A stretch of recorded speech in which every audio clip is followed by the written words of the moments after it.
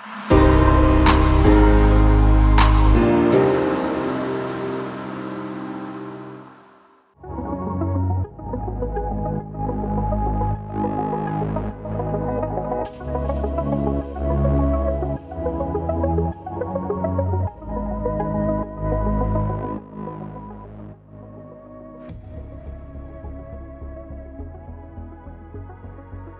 Larry Shaw, and I'm CEO of Knowledge Park and Ignite Fredericton. So overall, what FDI advantages make Canada as a country an attractive destination? I think Canada, by its very nature of the way we manage the country, the governance of the country, I think Canada is always looked at as a safe jurisdiction. A safe jurisdiction for businesses to operate in because there is standardization around our policies. We have a financial framework that is very well protected and very well managed.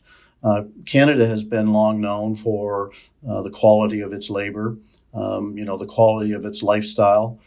So when you look at all of those things combined, companies would look at Canada as a very attractive marketplace. But it also gives the access to a significantly, and well, not significantly, but the largest, the economy in the world with the United States. So the close proximity that we have, and the transparency that we have between our borders, it's quite easy to move back and forth across the Canadian borders, and the similarity that we have with the United States from a market perspective gives confidence for companies to locate in Canada. But there's also just the presence of being able to operate in a jurisdiction that is business friendly, that does have access to labor, and that does really have a significant innovation capability at a national level. There's obviously pockets of geographies and regions that have specific interests and capabilities in sort of areas such as AI or cybersecurity or things like that. But the innovation agenda runs nationally, so companies can take advantage of that. What do you identify as Fredericton's top competitive advantages when it comes to attracting investment? For investors looking to establish operations in Fredericton, the most significant reason that they would make that decision is the access to talent that we have, but the access to talent that is aligned to the research agenda that we have here in the city. So Fredericton represents more than 75% of the research and development that happens in the entire province happens here in Fredericton. So companies that are looking to take advantage of that academic infrastructure, the skill sets, and deploy resources in research and development would want to look at Fredericton.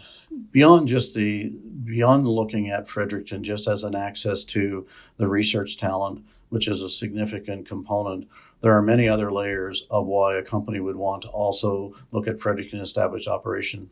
The very first one is the quality of labor that you would receive here. And that quality of labor isn't just the skills that they are experienced in and the training they've had. As an example, we have 7 educational institutes here in the city, so we have a fairly significant population during the academic years. We have a large international student group in our city.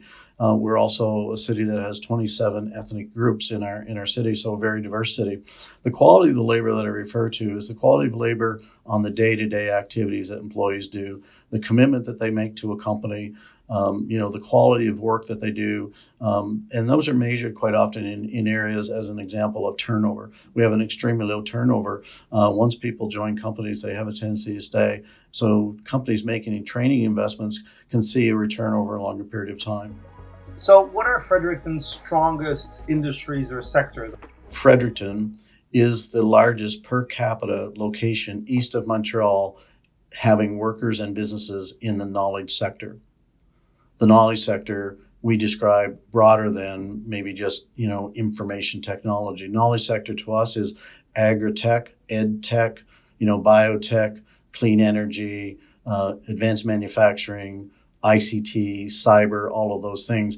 And we treat them almost as individual sectors because we recognize that even though you have a commonality across those, there's some uniquenesses that need to be supported to have growth in biotechnology, as an example, or to have growth in a social media company or an e-commerce company really just focused on ICT tools or ICT assets.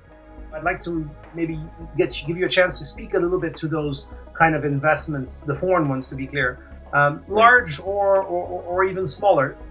Which ones would you highlight? And I guess tell us a little bit about the story. Like, why did they come to Fredericton? And also, what does it do to Fredericton to have these kind of large companies represented there? So when you look at companies like Siemens, why would they be here? Siemens is here because they found predominantly three things that they needed to do. So it's important to understand that Siemens is a global company, but it is a product development company. It has products, it has services. So when to develop those products and services, you want to be in a very cost-effective jurisdiction to do that. You want to be in a jurisdiction that gives you all the attributes that you need to be efficient and effective. So when Siemens were looking at their smart grid innovation, most people wouldn't think of Fredericton be one of the top locations for Siemens to be developing their smart energy product and services. That would seem abstract if you were looking at that from the outside in and trying to wonder why. But it comes down to those three elements that I talk about. First is the access to the labor, the access to the academic infrastructure that supports that. The second is they also found an existing infrastructure in place that mirrored the marketplace that they wanted to develop products and services. That was with our energy utility company called NB Power. The piece that really made it come together was the depth of the research that the university had. So when those three things came together, it crystallized in the very same way that when water freezes, it took one initiative to move that forward. And that one initiative was the work that NB Power was doing in its own smart grid activity. So those three things came together. Siemens landed.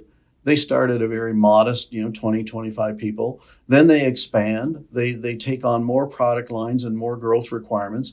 And then they make a more significant expansion because they look at what we're doing in cybersecurity and where they play within the when Siemens play within the critical infrastructure element at a global level, that's where cybersecurity really has a demand and has a need. So now Siemens are expanding their own product lines and their own service lines to take advantage of that same infrastructure here in Fredericton. What funding, tax credits, or other incentives exist for companies seeking to establish themselves in Fredericton? And yeah, I'm sure there are many. So which ones would you choose to put forward? I break funding support down into sort of two elements. There's the funding programs that the provincial or federal governments bring. ACOA being a federal representative, they will bring research capabilities and investments like that with companies looking here. The province has its incentive, but predominantly the province enters each deal case by case. There is no defined solution for a product. Or for a funding. It's really what the companies need. Often the program is on labor. It's on labor offsets because that's obviously one of the highest cost structures companies have when they enter into any jurisdiction. So the province of Brunswick, through Opportunities Brunswick, will bring various levels of funding. Some cases it's funding for labor. Some cases funding for your marketing initiatives. Some cases funding for capital investments that you have to make. The federal government will then quite often align to those through ACOA and provide augmented funding that supports product development or supports a marketing scheme or something like that. But it will be tied into the province of New Brunswick's funding. Then at an Ignite level or at a municipal level, we look at ways of trying to bring support to those companies, not in terms of financial incentives, but in program incentives. So Ignite Fredericton has a number of programs that we will help companies, resource the labor. We'll do labor talent attraction pools. We'll help companies select real estate. And, in some cases, that's a bespoke sort of arrangement where they have to come in and build something. We'll bring the partners necessary to do that into the equation for what we describe as an end-to-end solution of what the needs are of a company located here in Fredericton. Finally, for those Canadians who don't appreciate the value of Canada going out there and trying to attract foreign investment, what would you say to them? So I would say to people who don't believe that you should be expanding from a foreign direct investment perspective, or if you shouldn't be expanding through a population growth strategy, I would say that you need to look at the reality of how this country has grown, but the value that diversity brings, the flexibility and the cultural differences are in fact translated into better business performance. if you're culturally able to collaborate, you're a better collaborator inside of a company. You're a better employee because of that knowledge and that experience of inclusion and diversity. So it's adding to us flexibility, but it's also giving us the ability to work in what is quickly becoming the only business stage that there is, which is the global stage.